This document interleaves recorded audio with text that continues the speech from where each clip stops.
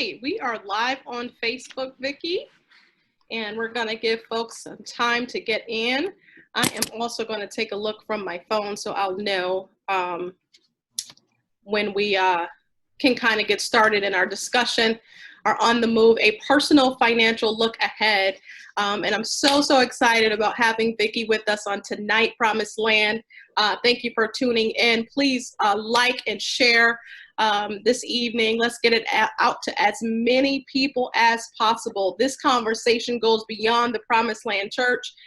This goes into our homes, into our community. It's so important to have a conversation about our financial matters and where we are investing our monies and making sure we are investing our monies into safe, good places. So I'm Pastor Twiggy, you are of the Promised Land Church, and I am just so excited that I can see you guys coming in as we speak. So thank you so much. Please like and share.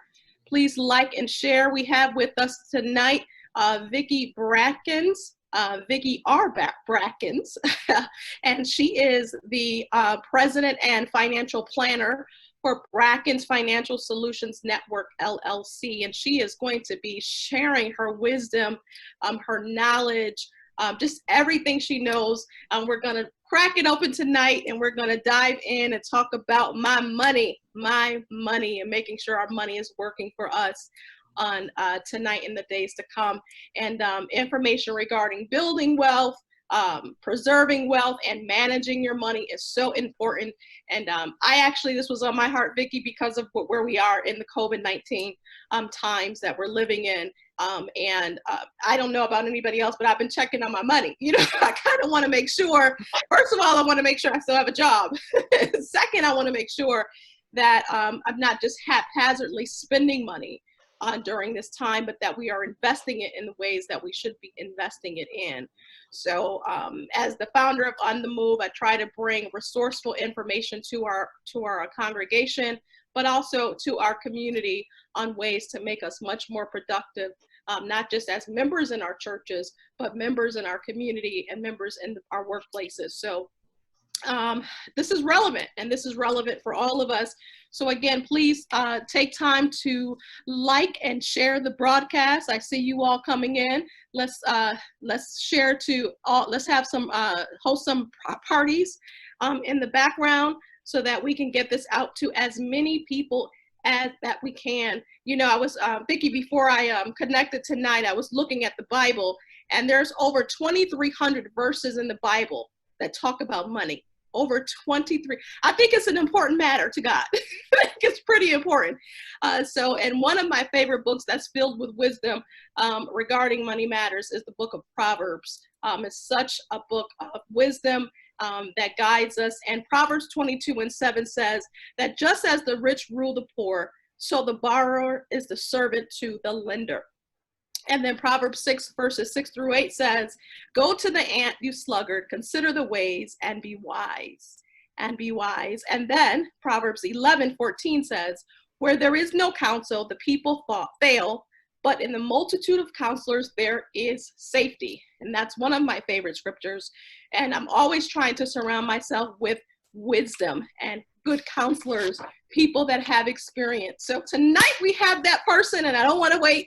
I want to get right into the matter. Again, we're here. We find ourselves in the middle of a pandemic, and it has really caused a lot of us to be greatly concerned financially. And I follow a young woman by the name of Michelle Singletary, and I'm sure you're very familiar with her. She writes for the Washington Post. And she made this statement: the coronavirus pandemic has turned people's financial lives upside down. Millions are unemployed or have seen their income significantly reduced. Account balances in IRAs and 401ks and similar workplace retirement accounts have fallen. Now, Michelle's not here tonight, but I have Vicki R. Brackens here, again, who is the president and I think you're the founder, right? Yes. Clearly the founder and a financial planner with Brackens Financial Solutions Network, LLC. And I want you to take a few minutes, Vicki, to introduce yourself, tell us a little bit about yourself, and we'll dive right in. Thank you very much. And again, to your audience and to your congregation, I really do appreciate the opportunity to spend a few moments with you, really discussing some of the things that are what I would think foundational for the strategies that you need to employ during a time like this, and just in general. Just to give you a little bit of a background on Brackens Financial Solutions Network, I have been in the industry now for close to, I used to say 25 years, but it's getting closer to 30. So I'll just say pretty soon, 30 years. And looking back, I cannot believe that that time has passed so quickly. And that is really time is one of the really important things that we possibly need to take a few minutes later on to discuss, because how effectively we use time will also impact how effectively you use your finances. But I am a financial planner and investment manager. I head up the firm here in Syracuse. I have 5 actual interns this summer that are with us, that I'm very proud to say that we try and provide opportunities for learning for interns to really get an understanding of what this career is about.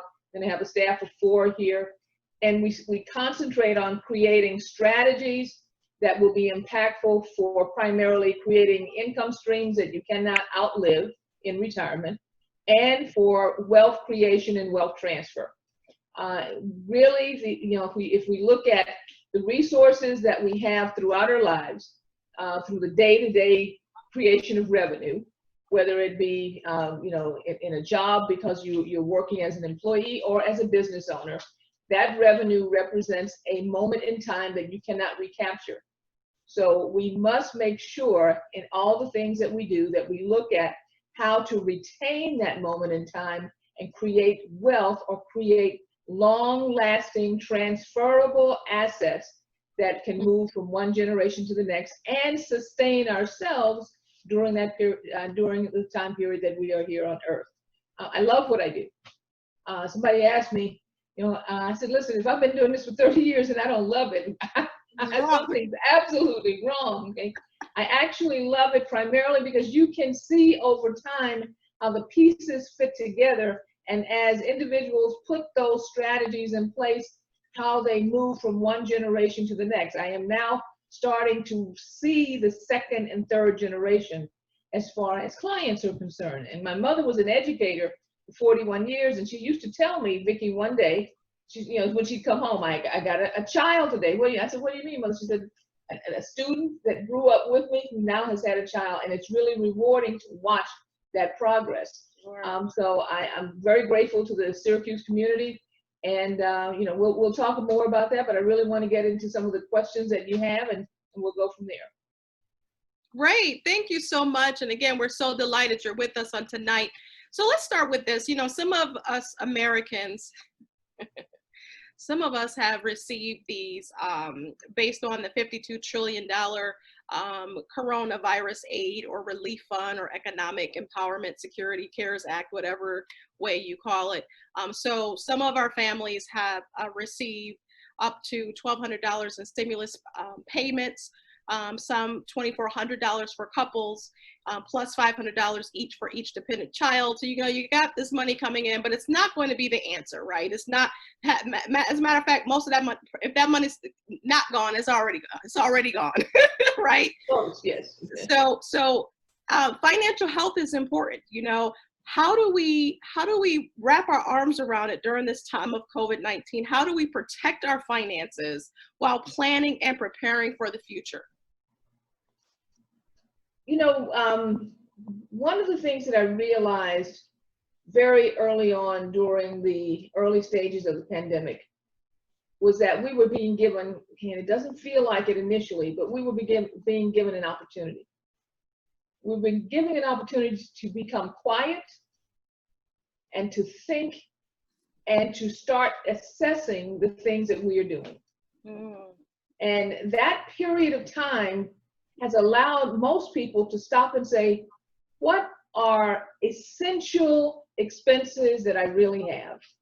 And what are the expenses that I have that, while they are nice to have, are not essential to my being?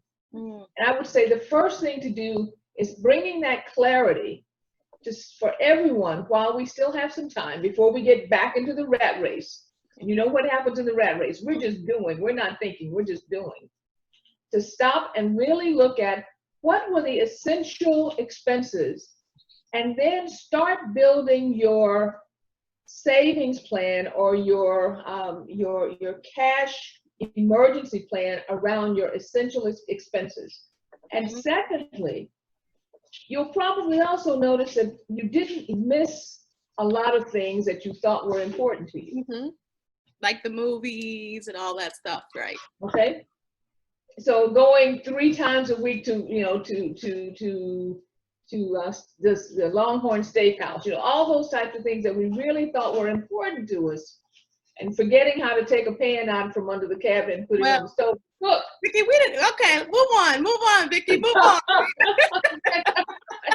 The things that are important to us. So evaluate where you are now and say, this is going to be the life that we're going to maintain.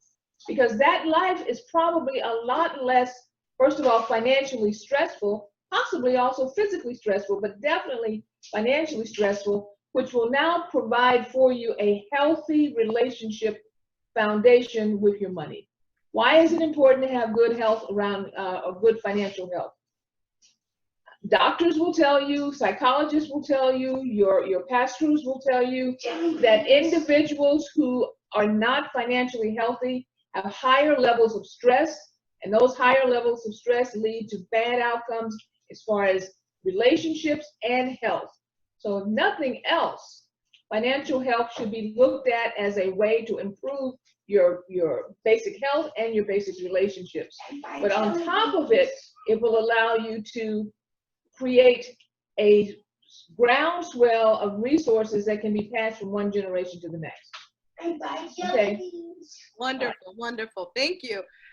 So okay, that all makes perfectly good sense to me. You mentioned this emergency plan. We'll get back to that later because I don't think most of us have an emergency plan. But we'll get back to that later. So I've always known how important it was to have a relationship, and you mentioned that part of a healthy financial structure is important because of the relationships that we have in our lives. So that relationship that extends with our financial advisor or our banking partners. So I've always known that that was important to establish that. So how do we go about doing that? Do we just pick up, open well, I'm about to date myself, open the phone book and just pick out a name? How do we establish a healthy relationship with a financial planner? All right. The relationship with your banker or your financial planner is, think of it as a two-step process. One, more than likely, possibly, I won't say more than likely, possibly, someone that you know and trust has already established a relationship with a financial planner or a banker. Ask for referrals. But if you happen not to have someone within your network who does have that type of relationship, then this is the wonderful thing about Google. Okay. That's good. Okay, then do a basic search in your area and look for certain things as far as qualifications. Are they certified as far as either CFP or CHFC? I happen to be a CHFC. What type of experience do they have? Go to their website, really look at what they've been doing, what their philosophy is, what services they offer, how long they have been in the industry, and then go through step 2, which is an interview process.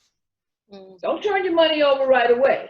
Right. Go and interview 2 or 3 people to make sure that you have, because you're going to have to, I tell everyone, I said, when you come to your financial planner, you are bearing your soul. You need to be sure that there is a connection there of trust, because you will trust them with quite a bit of information.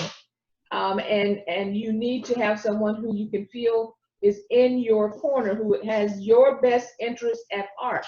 That you're not just there to purchase something, you're there, if you're talking about a financial planner, to set a strategy first, and to really evaluate your goals, and to evaluate what processes will be most beneficial to you. There may be things that you need to implement with as far as tools around your insurances and so forth, but that's not the beginning, that's the end. Get the strategy and make sure you're working with someone where Strategy is their number one tool. Wow. So I got a question here, and it says, I don't even have great credit. Where do I start? And I mean, she's saying, you know, she doesn't have any money to get, you know, or she does have money, but how is it too late for somebody to get started? Oh, absolutely not. Okay. You can always improve. Mm-hmm. You know, and I'm going to make some assumptions because I don't know the individual. So just forgive me if these assumptions are not quite on point. But I would assume that if you don't have great credit, it's because of one or two things. There was a disaster that took place, and that disaster threw you behind the eight ball. Mm-hmm. Or we overextended ourselves. We had great credit at one time, and then we used it beyond what our capability was for repayment. So now we're juggling at all times, which is driving down the credit score. One of the most important elements, by the way, on your credit score is your utilization ratio. Mm-hmm. The utilization ratio meaning that if I have a $10,000 credit line and I'm using $9,950, my utilization ratio, okay, is basically 99% versus someone who has a $10,000 credit line and has $2,000 of a balance. Because in the scoring process, the utilization ratio drives a lot of the score. So first thing she did or he did was say, I don't have it, I admit to it, I know there's a problem, so we now have to tackle the problem. The tackling of the problem is really gathering all the data and the information necessary for us to do a good evaluation, and then see what strategy makes the most sense as far as how to mend the credit over time. It will not take place overnight. Mm-hmm. It is like a diet. Oh boy. Okay, you have to make a behavioral change. Yep. You must eat less in order to lose weight. Right. Okay, so we must do some things differently. Right. In order to impact the credit. But if you're ready to move forward with that, I would say usually within 2 years we can make great strides in that way. Right. Because it took time to get into the hole, if you will. It's going to take time to climb your way out. So, and I love what you said. You know, it's going to take behavioral changes, right? It's going to take a mindset to change our behavior. So that's excellent. So when people hear the words like plan, they hear the words like budget, let's sit down and talk about a budget or a savings, we run in the opposite direction, right? So how do we begin looking at budgeting or our monthly cash flow options and our savings and making it all work? Okay, so realize a budget is a projection. Mm-hmm. What I like to start with first, though, is an actual expense analysis. Look at what you really are doing. Let's not worry about the budget yet, because the budget is a projection. Until we understand what we really are spending, okay, and can evaluate the effectiveness and the importance of what we're spending, we can't set a projection, because a projection would be like, I would say, yeah, you know, I'm 5'4" and I want to be 5'8" and I'm going to only weigh 125. That's not going to work. Okay, right. That's not who I am. All right. So the first thing is, let's really be truthful about what we are spending. Figure that out, because unfortunately for many of us, we have no idea. Yeah. Money comes in, direct deposit, in electronic form. We never touch it. Yep. Half of our bills are paid, or even more than half, are paid electronically through debits, et cetera, et cetera, et cetera. We never touch it. When we lost that tactile experience of touching money and watching it leave our hands, we lost a lot of control. Oh, yes. Okay. So many times what I will do is, as far as figuring out what our expenses are, I'll work with a client and say, listen, we're getting off the electronic system for 4 months, 3 months, 6 months, whatever we think is going to be necessary. They said, what do you mean? I said, I want you to get the actual money and put it in your hands and feel it leave your hands, so that our brain connects to the transaction. Now, you can't do that with everything, but there are many things that we can. But once we finally figure out what we're spending and track every nickel of what we're spending and spending it on, and make a decision as to must have, want to have, and come up with a formula, then you can set the budget. But not before, because it's a guess. The budget is an absolute guess, okay, before that. Unless you've already, okay, worked through step number one, which is that cash flow expense analysis. Now, you asked a question also about, why do people run? They run from budgets because they've experienced the negative side of budgeting, meaning that the budget was a projection. We never hit it. It made you feel bad. It's a negative reinforcement until we do step one. So we have to do step one first on the analysis, then set the budget and tie those two together. I see. Okay. No, that's good. So Okay. then let's move into savings, right? So how much should we be saving? Saving for a rainy day is smart. We've all heard that. And how do we handle emergencies? So let's talk about that for a little while. So the importance of savings, I don't think we have to really dwell upon. Everybody, let's just take that as being a given. Everybody understands the importance of saving. Yep.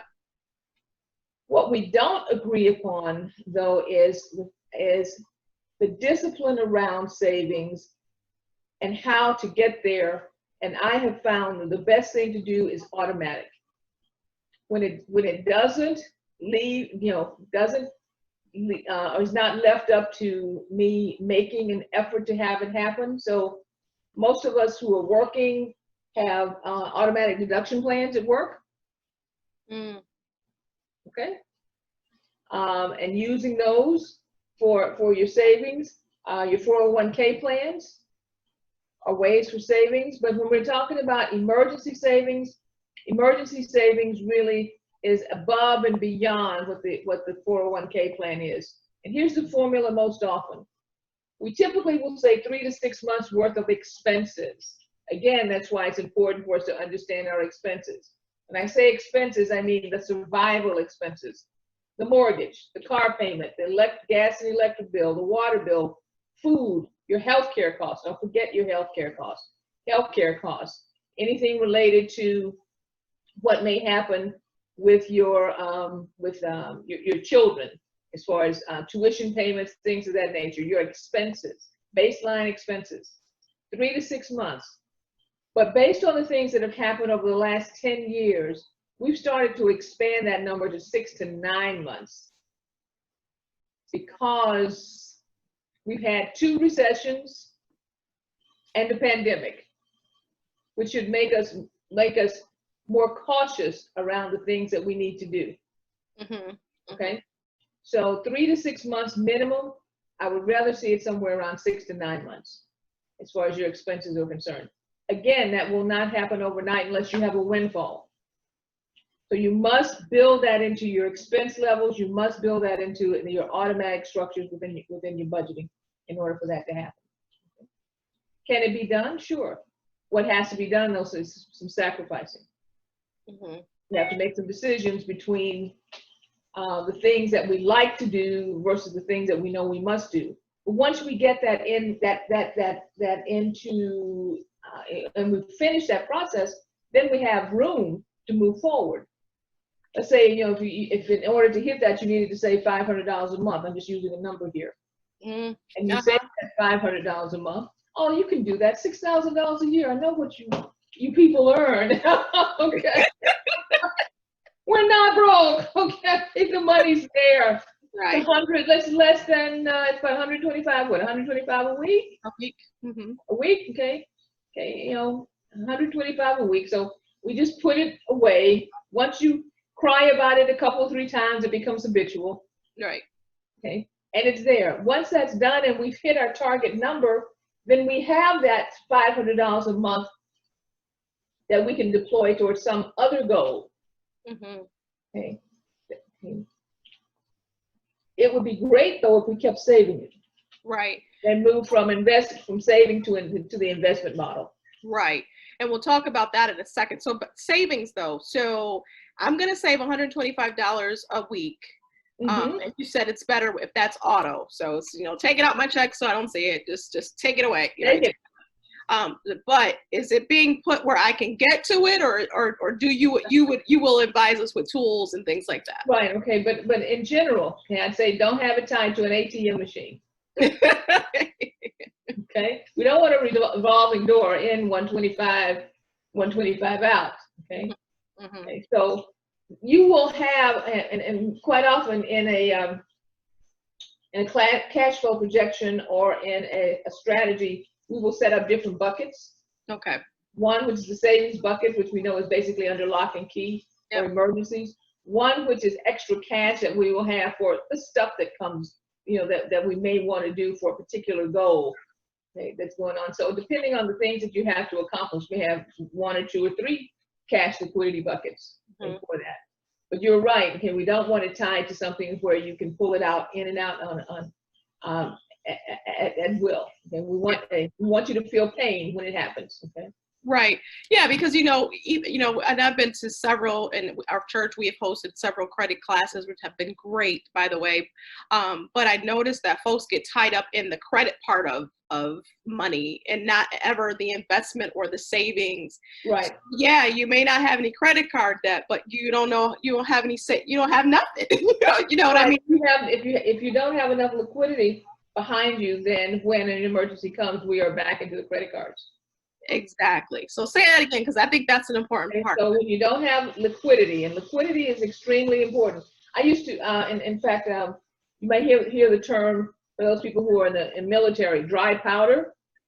If you don't have enough liquidity, enough dry power behind you, then when it's time for an emergency, what will happen is you end up back on the credit cards.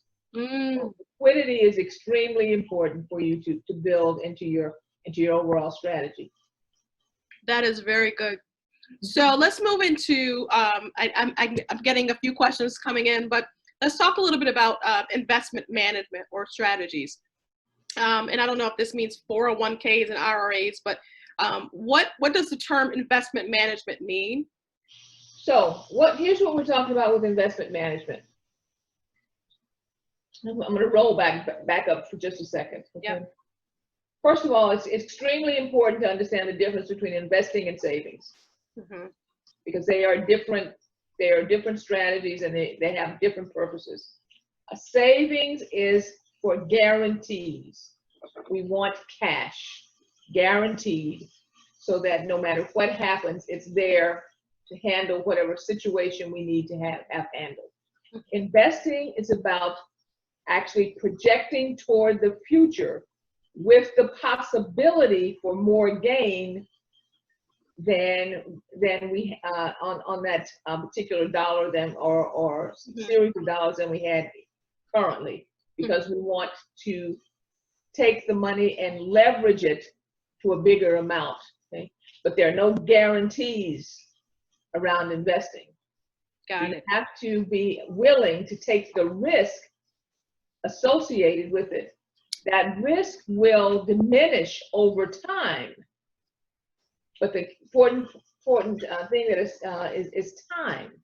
All right. So investment management is a strategy, or an investment manager is working with you to set a strategy of the types of instruments that are best suited to accomplish your goals through your investments. Got it. Okay. So it's about planning the actual investment model to use to build a portfolio to reach those goals. You and the investment manager are working together in tandem to hit those goals based on the strategy for your investments. Okay. So what are some tips to sticking with your investment plan? Okay, there you go. It's the right word. Sticking with your investment plan. Have a quick read. Make sure your cash liquidity is intact first. Don't think of your investments, as the primary place where you would go and get cash, because cash is typically somewhere on a short-term basis because of a short-term need. Get your emergency fund at least 50% in place before you actually start to move out toward the investment. Okay. Secondly, understand what you're investing in and the amount of risk that's associated with it. Usually what I say is this: if tomorrow morning I called you and I said, Twiggy, the market is down. It's down 50%. Yesterday you had $10,000 in your account. Today you have 5. What are you going to do? Cry. I'm gonna be like, Lord Jesus. Cry. It's time to turn the plate down and get to fasting. I don't know.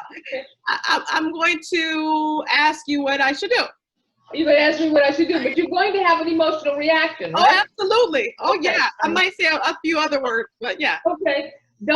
So don't think that you want. Some people say, oh, I won't worry about it. Listen, I've sat on this side of the desk with clients for 30 years. There is an emotional reaction. Yeah. But it's what we do once the emotional reaction passes that makes the difference. So if you set the strategy that I have 25 years before I need this money, and we have a short-term downturn, then we have to look at a couple of things as far as what strategy makes sense.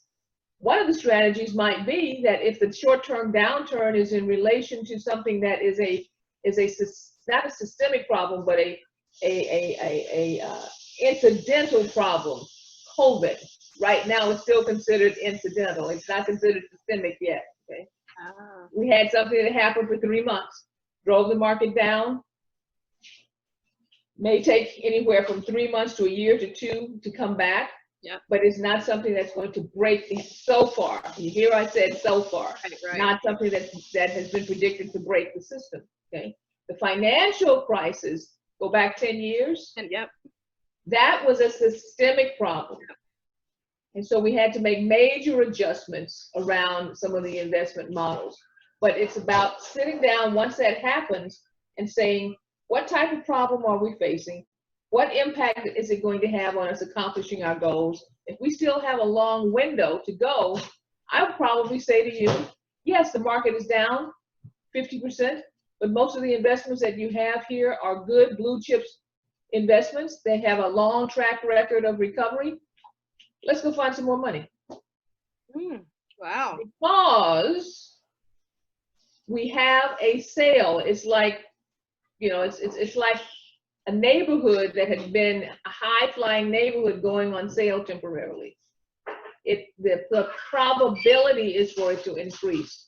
But we have to stop and look at how does it fit all together for all of us as far as the individual pieces that we have and how we're moving forward with those individual pieces. Okay.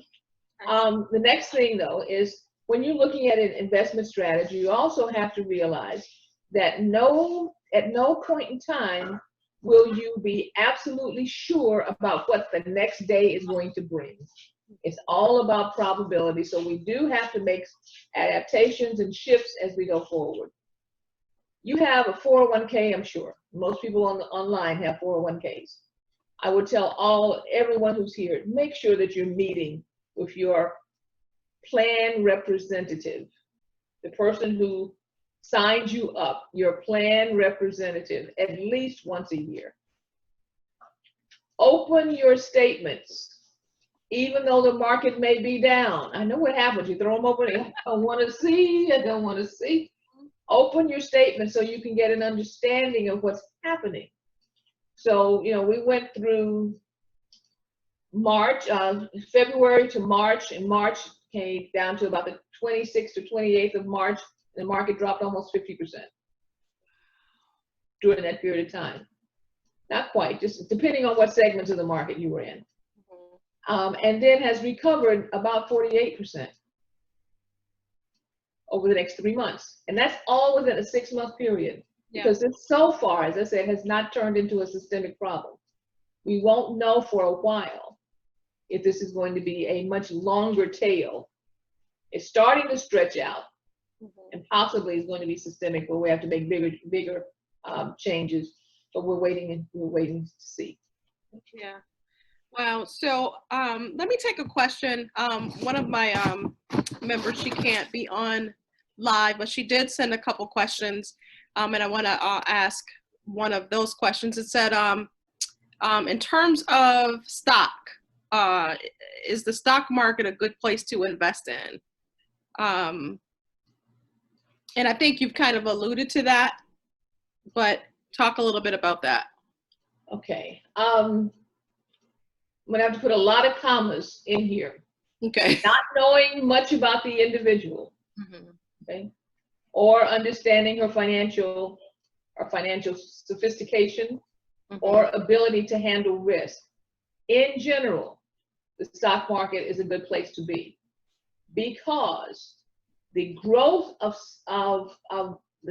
value in companies has outpaced the growth of cash in a bank. You have several things that you're fighting, that we're all fighting against. The first one is we want to live a long time. To live a long time and not have to work until the day that you die, you need to have assets that are going to grow and provide sustainable income for you in the future. To do that, we need to grow lots and lots and lots of assets. The banking, I told you I've been here, almost 30 years. There was a time in my career when you could get 13% on the CD. Right. Your parents probably told you about that. Yep. Okay. Yep. That has not, but for the last 30 years almost, the savings rate has been going down. And at this point in time, it's basically zero. Yep. And possibly will go negative, meaning you will be paying the bank to keep the money in the bank. Okay? Lord help us. Lord, which is what's happened to Japan. Okay. Hopefully it doesn't happen, but it's basically zero at this point in time. So in order to grow enough cash to sustain you, it takes a lot more when you're just piling it up and not getting any leverage than if you were in the stock market. Now the stock market, which is averaging somewhere between 4 and 6%, depending on what range is, what area of the market you are in, will have money grow faster, but it will not be a smooth ride. And it's what you do. That's why working with an investment manager is so important. It's what you do in the negative times and in the positive times that will drive your success. So in general, yes, being in the stock market is a good place to be. Great. But you should be working with an investment manager. So absolutely. That part of it. Okay. So we were talking. Yeah. One additional thing. You quoted Proverbs 22 earlier. Yes. About being a borrower. Okay. You can make a lot of money by being the lender. It's called the bond market. Oh, help us now. Okay. Because we talk about the stock market all the time. We never talk about the bond, B-O-N-D market. The lifeblood of this economy, of all economies, is actually the bond market. The bond market are the lenders of money. They get paid interest far above what's happening in your bank. Fine. And you have bonds that are issued by corporations and by municipalities and the federal government and individual international governments. The bond market is twice the size of the stock market. We never talk about that. And there's a huge amount of money that's made in the bond market. So when you look at your 401k plan, you'll typically see something like stocks and bonds, but you never ask them about the bonds. Right. You only ask about the stocks, because that's what's all over CNBC. Okay, it's the stock market. The bond market is the driver in the economy. Wow. I think you just said something right there. So when you said Proverbs 22, the borrower is a slave to the lender. Yes. So when you are a bond holder, you are lending money as an investor to someone who is paying you. They are borrowing from you. Now, it's not a one-on-one, because you with many other people are in this investment, but you are lending money. They are paying you. You are the lender. You are driving the bus. Yes. And here's the thing that's important about most bonds. Most bonds have a guaranteed repayment clause. So as long as you hold the bond to its maturity date, you are guaranteed to get your principal back, plus all the interest payments in between. That's what I'm talking about. Okay. Now it's not as sexy as the stock market. Right. And it doesn't have the potential for this what we call outsized hockey stick kind of growth. Yeah. It's kind of like a turtle. Yep. Slow, steady progress. Yep. Exactly. Okay. Wow. Okay. So spend some time studying about the bond market. Will do. Will do. She also had questions about retirement, which that's where we left off. And her question is it too late to start a retirement plan with your employer? And what advice do you have for someone who does not have a retirement plan? You know, how do you start? When do you start? That type of thing. All right. So unless you're retiring tomorrow, which most of us are not, it's not too late. Because there are many advantages to the retirement plan that we don't talk enough about. And the first one is lowering your taxes. Mm-hmm. Because when you participate in your retirement plan, you are going to get a tax deduction or reduction Mm-hmm. against the taxes that you are paying against your income. So I like lower taxes. Yeah, me too. Okay. So that's the first thing that you're passing up by not being in the retirement plan. The second thing for many of us who are in retirement plans that we're passing up is free money. A lot of employers match your contribution. So if you're putting in $1, they're putting in another 30 cents. So you're getting $1.30. So that's basically a 30% increase on your dollar automatically. Yeah. That you just passed up by not being in the retirement plan. Right. Third, and we talked about that big cash bucket that we need to have for retirement. Mm-hmm. If we don't start early or we don't start at all, we have no way of catching up. We cannot replace that time.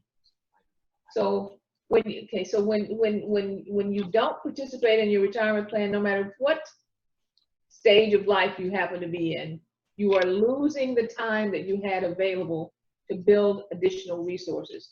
But I definitely can't see giving up free money, and I definitely can't see paying more taxes than necessary. Otherwise, you're only saving from your net income, which means it's already been taxed and reduced. Mm-hmm. Okay, going forward. Wow. Another question we just got in is. Oh, you said how soon? Yesterday. Yes, yesterday. Okay. Right. ASAP, right. ASAP, okay. Yep. What's the right amount of life insurance to have?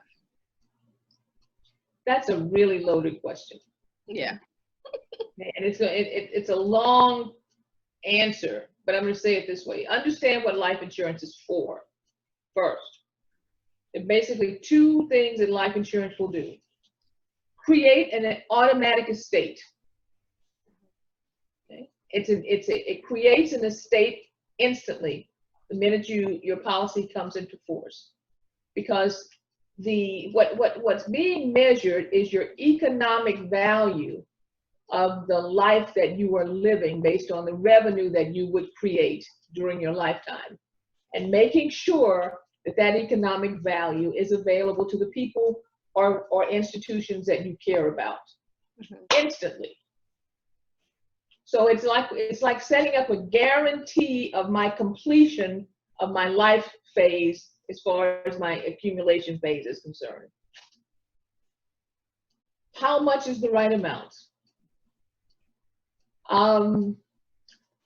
There used to be a formula that we said no less than 10 times the annual income. I think that formula actually needs to be expanded to somewhere around 15 to 20%, 20 times your annual income, because we're living so much longer. Mm-hmm. Subtract from that any insurance that you already have, meaning what you may have at work or that you've already purchased, as far as what you're looking at currently. But if you have small children and you're trying to provide for college expenses, and you want to make sure that the mortgage is paid off, right. You want to make sure that your spouse, okay, doesn't have to struggle if you are not there with the loss of your income, and that their lifestyle continues to flourish, then probably somewhere between 15 to 20 times of your annual income would be a good number to start with. Okay. Okay. Okay, that's great. So speaking of those little children, those little rascals, in February of 2020, there was an article by Forbes that I read, and it said that Forbes reported the student loan debt in 2020 is a record of $1.6 trillion. The student loan debt crisis has become, for borrowers across much of the U.S., if not beyond, there are 45 million borrowers, 45 million, who collectively owe nearly $1.6 trillion in student loan debt. The average loan debt for members of the class of 2018 is $29,200, a 2% increase from the prior year, according to the Institute of College Access and Success. So I hear all of this wonderful talk, and I'm really, at 50, I am like right there, like investment, estate, wills, I got it. But when it comes to student loan debt, when you look at your legacy and things like that, how do we get out of this? And yet look at our investment strategies, look at savings, look at all of this stuff, wonderful stuff you just explained to us. But we have people in debt with just student loan debt alone. So how do we do both?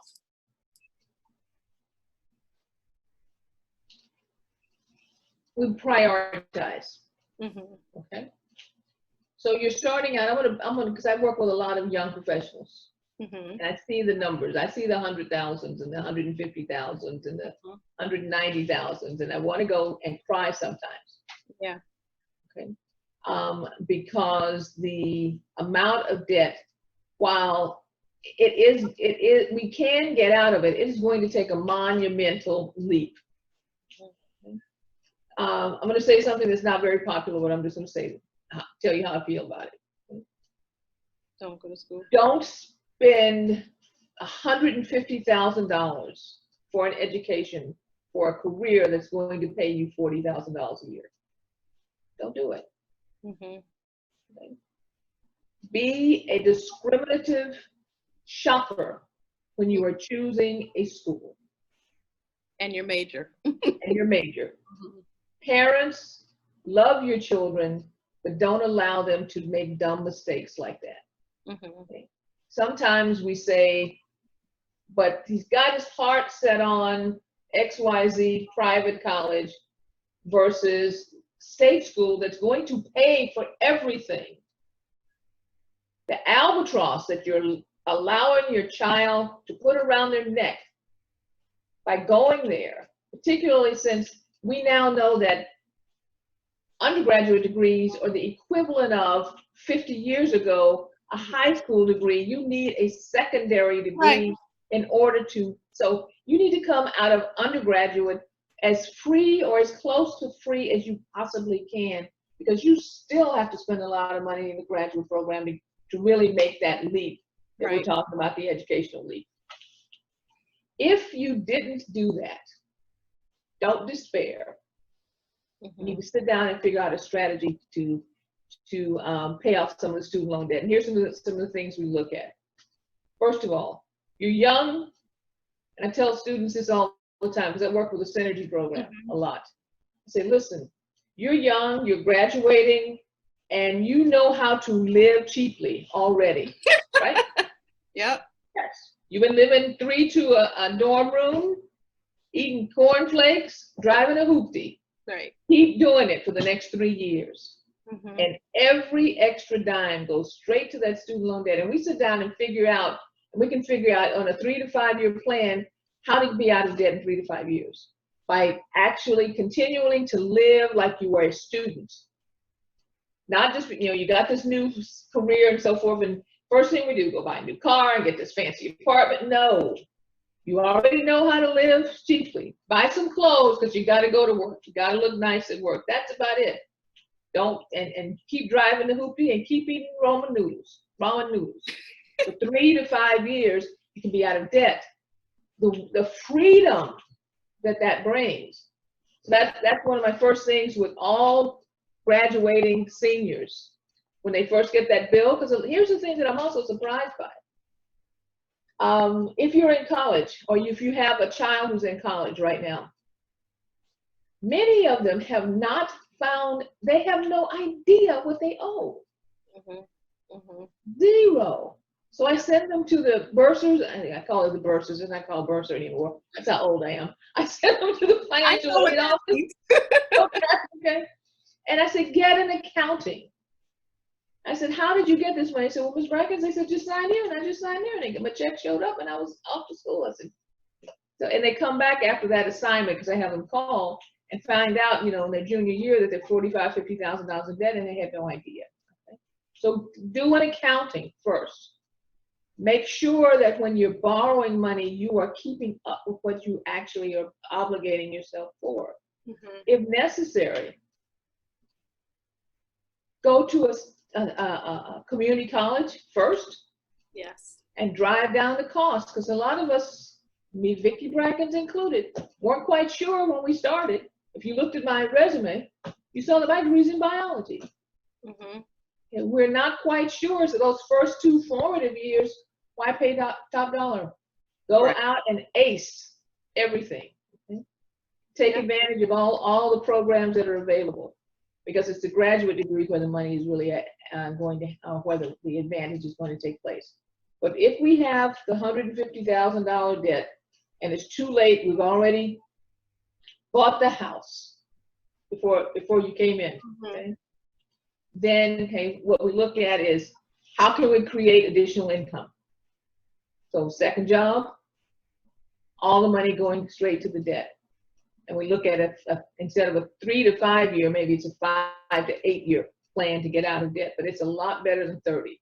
Yes. A lot of those are built around 30. The final thing I will say is this: there are some repayment programs that were graduated repayment programs based on your earnings when you first came out of school, and they haven't been properly adjusted. So everyone, please take the moment and look to make sure that the amount that you're paying is actually reducing the debt. In some cases, we're finding that you're only paying interest payments. Wow. The debt is really not, because there's not enough going in to reduce the debt itself. Wow. So knowledgeable and so wise. We're almost out of time. I can't even believe it. It's almost been an hour. Are you kidding me? Listen, a couple questions. If you have a question, please type it in the comments below on Facebook so that we can try to address it in the next few minutes. But there is a question about Social Security. And again, this is actually coming from someone that's very young, but she says, what's up with Social Security? I don't quite know how to say what's up with so many things with Social. What, can you be a little more specific on what's up? I think she means with regards to is it going to be available? She's in her late 20s, so okay. Is it going to be available and around when she gets ready to retire? I don't know. That's one of those crystal ball questions. Okay, yeah. But I do say that I will say this. When I was in my 20s, they said Social Security wasn't going to be around. And, when I was, I won't say any more numbers because then you'll know how old I am, but I've heard that for many, many, many, many years. There have been, I think at last count, I could be wrong on this, so don't hold me up, but I think it's close to 40 adjustments in Social Security since its inception. Oh, wow. Okay. So it's become such a mainstay of the American economy that Congress it's going to be very difficult for it to totally disappear. Now, will there be adjustments? But like I said, there've been close to 40. Okay. The primary thing, though, is watch your Social Security statement. Go to socialsecurity.gov to make sure that your contributions are being properly credited to you. Understand that most young people, especially someone of her age, more than likely the Social Security full PIA, full payment age is going to extend. Right now it's 67. I would not be surprised if it didn't get extended to 68 or 69, maybe even 70. Wow. Okay. And that has happened a lot over time. Yeah. Because of longevity. You spoke earlier about estate planning and things like that. Someone has a question about wills. Any insight on wills and how to get started and the importance of having a will? You must have a will. Say that again for the people in the back. In the back, you must have a will. Okay. There is no, you must, okay? Because you don't want chaos in times of stress. You've spent years, every dime, let me say this again, every dime that you earn is a representation of a point in time that you spent on this earth that you cannot recover. You want all those dimes to get to the people or institutions that you care about most in the most efficient way possible. Without a will, it will not happen. That's right. Okay. It just becomes chaos. And chaos is lost opportunity. You must have a will. There are many good attorneys out there who are very skilled at setting up wills. If you have questions about wills or you want some more information on some of the provisions and so forth, drop me an email at info@Brackens, Brackens, FSN.com. We'll send you a couple of white papers and give you some information around wills. That's great. And it is 7:58. So my last comment was going to be, how do we set up individual sessions with you? How do we get in? How do we hire you? How do we work with you? Give us your information. All right. So the best thing to do would be, again, okay, send an email to, you have two sources, either info@Brackens, Brackens, FSN.com, and in the information in the subject line, put in want to schedule time to see Vicki. What'll happen is my ops manager, Melissa Haywood, will see that and then work you into what I usually do is a 30-minute get to know you to make sure that we're the right fit for you. If we're not, we'll guide you to where you should be. If you are, then we'll set up a more in-depth conversation to really sit down and talk about how we work, the things that are important, fees associated with their work, etc. Okay, but to get that 30-minute information session schedule, just info@Brackens, FSN. That's Brackens with an S. F as in Frank, Sally, Nancy, FSN.com. Or you can go to our website at brackensfsn.com, and there's a contact sheet there, okay, that says I want to be contacted about. You can fill that out and go from there. We love working with individuals who are ready to do the work, because it's work on both sides. Okay? I mentioned earlier behavioral changes. It's work on both sides. But if you're looking for a great partner, then my firm and all of us here at Brackens Financial Solutions Network would love to form a relationship with you. That is wonderful. Vicki, this has been so refreshing. Thank you so much for your wisdom, your insight, your candor. You're the real deal. You're the real deal, and I appreciate you. I appreciate the work you do in the community. It has been so beneficial. I know for those that viewed during the live broadcast, but it will also be beneficial for those that will watch later the replay. And you gave us your email. We will actually pin that to the broadcast, so if folks want to reach out to you, they will have an opportunity to. But on behalf of our pastor, Eric Brian Ure, and our entire congregation of the Promised Land Church in East Syracuse, New York, where we are developing disciples with the promises of God, thank you so much for your time. And I know Pastor Ure and I will be in touch with you. So if this was not beneficial for anybody, it was beneficial for us. So thank you so much. We look forward to doing greater things together with you in the future. But I want you to get back to your lovely family, and we'll go from there. But thank you so much. Did you want to add anything to close us out? Well, yes, I do. August 20th, as many of you know, we have been the sponsors for the last 12 years, the underwriters for the Central New York Jazz Foundation's Black History Month Cabaret. There are no jazz festivals this summer, but on August 20th, we are hosting a virtual jazz. Ooh. And bringing in many of the artists that we would typically bring in. So please pay attention on Facebook. In fact, if you go into Brackens Financial Solutions Network on Facebook and like us, then you will get the, you'll see the announcement. Or you can go onto the website right now and register for that. Okay, so that, because even though it's being brought to you live by Zoom, Zoom does also have a limit on how many people you can bring in at one time. Okay, so we don't want anyone to be left out, but I know that you're going to have a wonderful time, and it's just we want to make sure that we stay connected with the community. And I've always loved how everyone would come out in February, and be there for that jazz session. So we decided we want to make sure we did something this summer. Well, I'm glad you guys didn't cancel it. And you said it's August 20th, the CNY Jazz Cabaret virtually. No, it's August 20th, Brackens Financial Solutions Network Jazz virtually. Okay, got it.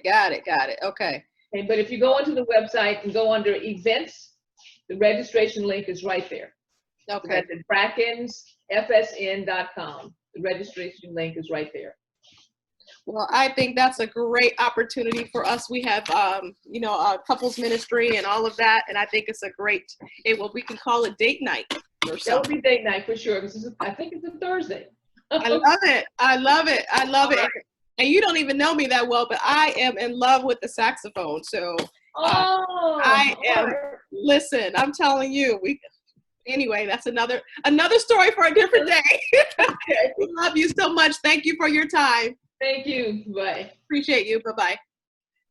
Thanks, everybody, for joining us tonight. I forgot about this was just not an AFR. We signed off, but they didn't sign off. Thank you so much, everybody, for joining us. We are so glad you were with us. If you want to contact Vicki, please look in the comments. You'll find her email. You'll find the website. Plug in. She is a woman, a wise woman, has great experience, and can point you in the right direction. But please reach out to her. You'll be better for it. And thank you so much for joining us tonight. See you all next time.